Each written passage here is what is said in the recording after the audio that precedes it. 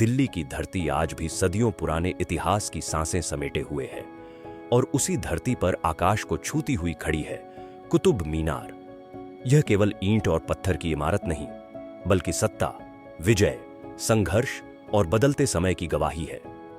इसकी कहानी 12वीं शताब्दी में शुरू होती है, जब 1192 के तराइन युद्ध के बाद दिल्ली में नए शासन की नींव पड़ती है और गुलाम वंश के शासक कुतुबुद्दीन ऐबक अपनी विजय की स्मृति में 1199 में इस विशाल मीनार का निर्माण आरंभ कराता है।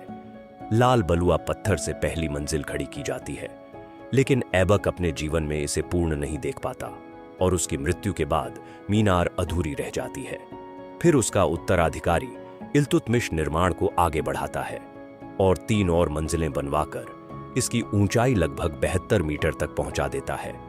हर मंजिल के साथ नक्काशी, लेखन और शैली बदलती जाती है, जैसे समय स्वयं पत्थरों पर अपनी कहानी उकेर रहा हो।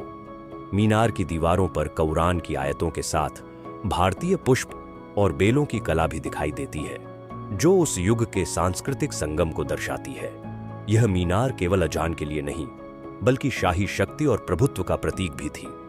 लेकिन समय के प्रहार से कोई नहीं बचता और 1368 में एक भयानक बिजली गिरने से इसकी ऊपरी मंजिल टूट जाती है, जिसके बाद तुगलक वंश के शासक फिरोज शाह तुगलक इसकी मरम्मत करवाता है और ऊपर की मंजिलों को सफेद संगमरमर व बलुआ पत्थर से दोबारा बनवाता है। इसी कारण इसकी ऊपरी बनावट नीचे से अलग दिखाई देती है।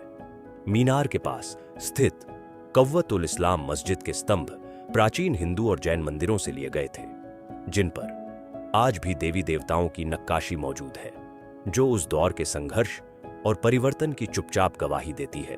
और वहीं पास में खड़ा रहस्यमयी लौह स्तंभ हजारों वर्षों से बिना जंग लगे आज भी वैज्ञानिकों को चकित करता है।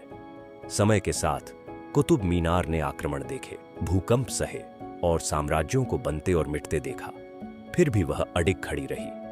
और आज जब लोग उसे एक पर्यटक स्थल के रूप में देखते हैं, तो असल में वे पत्थरों में कैद भारत के बदलते इतिहास को निहार रहे होते हैं। और जब शाम के समय सूरज की आखिरी किरणें उस पर पड़ती हैं, तो ऐसा प्रतीत होता है मानो कुतुब मीनार आज भी सदियों पुरानी कहानी चुपचाप सुना रही हो।